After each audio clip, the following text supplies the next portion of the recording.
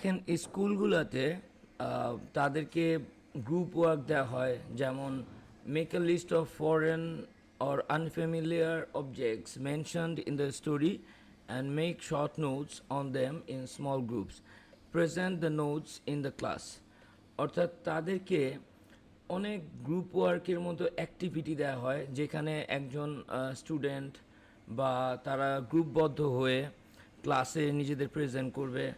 দেন আপনি এখানে যদি দেখেন, one is not born a woman, one becomes a woman. This is a comment by a famous gender theorist.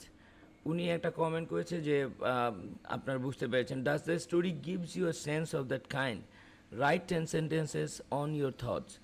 অর্থাৎ আপনি critically এই ধরনের চিন্তা করে সেগুলোকে লিখেন, এবং তাদের গ্রুপ ওয়ার্ক আছে। দেন হচ্ছে যে biological attributes make a person act as a man or a women in society. This creates gender identity and gender discrimination. In the following table, complete the list of activities that you find marked in your societies as man's job and women's job. অর্থাৎ নারী এবং পুরুষের বিভিন্ন পেশা, এবং এগুলো হচ্ছে যেমন নারীদের পেশা, এটা হচ্ছে পুরুষদের পেশা, এই ধরনের বিভিন্ন ক্রিটিক্যাল থিঙ্কিংয়ের যে বিষয়, যে কে কোন কাজ করে সেগুলো নিয়ে কথাবার্তা বলো। দেন এখানে একটা কবিতা আছে, ওয়াল্ট হুইটম্যান, ও মি ও লাইফ। এবং এখানে দেখেন, listen to the poem using the following YouTube link. অর্থাৎ একটা ইউটিউব লিঙ্ক দিয়ে দিয়েছে, যেখান থেকে স্টুডেন্টরা এই কবিতাটা শুনতে পারবে। সো দেখেন, লিসনিংয়ের ব্যাপারটাও কিন্তু ইনক্লুডেড করা হয়েছে। দেন অ্যান্সার ফলোয়িং কোয়েশ্চেন, দেন পেয়ার ওয়ার্ক আছে। তারপরে পোয়েমটা পড়ার পর, পোয়েমটা বুঝার পর এটার একটা সামারি, এবং ক্লাসের মধ্যে এটা যাতে প্রেজেন্ট করা হয়, এই ধরনের একটা অ্যাক্টিভিটি দেওয়া হয়েছে। ক্লাইমেট চেঞ্জের এই টেক্সটটা দেওয়ার পরে এখানে বিভিন্ন প্যারাগ্রাফে মাইটি রিভার দিয়ে কী বুঝিয়েছে, ল্যান্ডেড প্রপার্টি বলতে কী বুঝিয়েছে। সো অনেক অনেক সুন্দর অ্যাক্টিভিটিস কিন্তু আসলে আমাদের কি বলবো, আমাদের টেক্সট বইগুলোতে প্রোভাইড করা হচ্ছে, যাতে স্টুডেন্টরা কমিউনিকেটিভ হয়। যেমন ডিবেটের কথা বলা হচ্ছে, যে দুইটা গ্রুপ 3-4 জন মিলে ফর্ম করো, তারপরে ডিবেট করো, ক্লাসের মধ্যে একজন একজনের সাথে কথা বলো। Decide which group you will speak for or against the motion given below. Okay, so এখানে মোশনটার কথাও এখানে মেনশন করা আছে। এটার ফর এইটার ফরে একটা গ্রুপ, এটার এগেনস্ট একটা গ্রুপ, দেন দুইটা গ্রুপ মিলে ডিবেট করবে। সো অনেক ফান অ্যাক্টিভিটিস আছে, কিন্তু আনফর্চুনেটলি আমাদের দেশে বাংলা মিডিয়াম স্কুলগুলায় বেশিরভাগ ক্ষেত্রে, আমি আসলে বলতে পারবো না, হ্যাঁ অনেকেই শিখায়, অনেক অনেক রেপুটেড স্কুলগুলোই শিখায়, বাট স্টিল অনেক অনেক জায়গায় আসলে এগুলো মিসিং থাকে।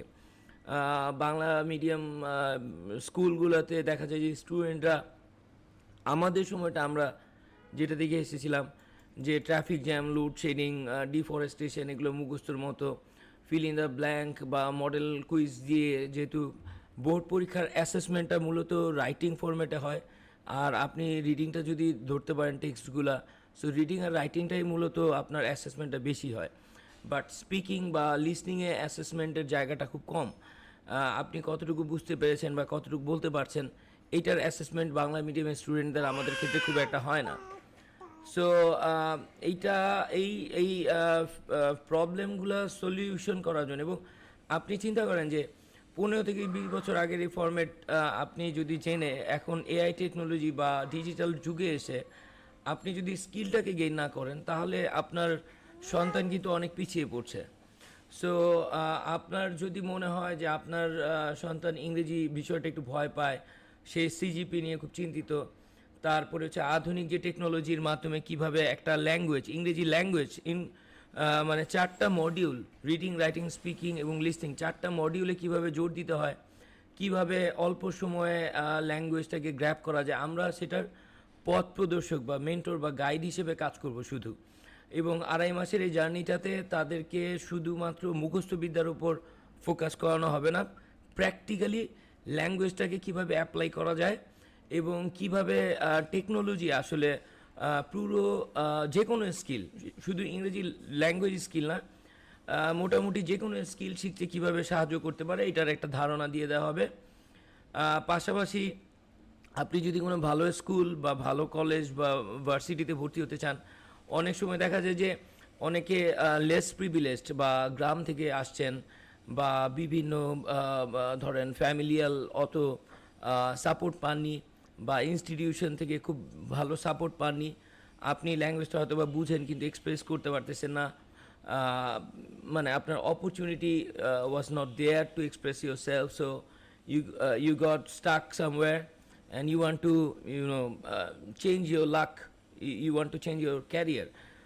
এমনও হয় যে অনেকে আইএলটিএস দিয়ে দেশের বাইরে যেতে চাচ্ছেন ভালো এডুকেশনের জন্য, বা আপনি যখন একটা ভালো প্রাইভেট ইউনিভার্সিটিতে পড়ছেন, যেগুলো সবচেয়ে রেপুটেড ইউনিভার্সিটি আমাদের দেশে, বেশিরভাগ ক্ষেত্রে যারা বাংলা মিডিয়াম থেকে ইংলিশ মিডিয়ামে ভর্তি হন, ইনিশিয়ালি তাদের সিজিপিএ ভালো মানে রাখাটা অনেক ডিফিকাল্ট হয়, বিকজ যাদের অলরেডি ইংরেজির বেসমেন্ট অনেক স্ট্রং তারাই ঘুরে ফিরে সিজিপিএটা ভালো অ্যাচিভ করে ফেলে, কারণ টিচারের লেকচারটা তারা বুঝতে পারে ইজিলি এবং অ্যান্সার করাটাও ইজি হয়।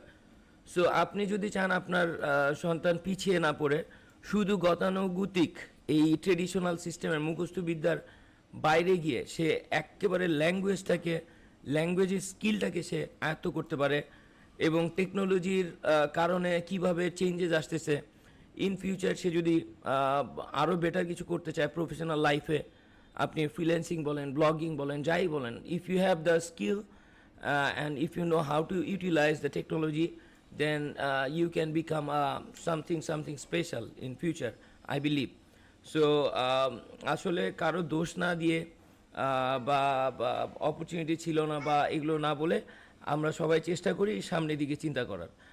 আপনারা আমাদের ভুল ত্রুটি ক্ষমা সুন্দর দৃষ্টিতে দেখবেন এবং আপনাদের মতামত শেয়ার করবেন। Thank you.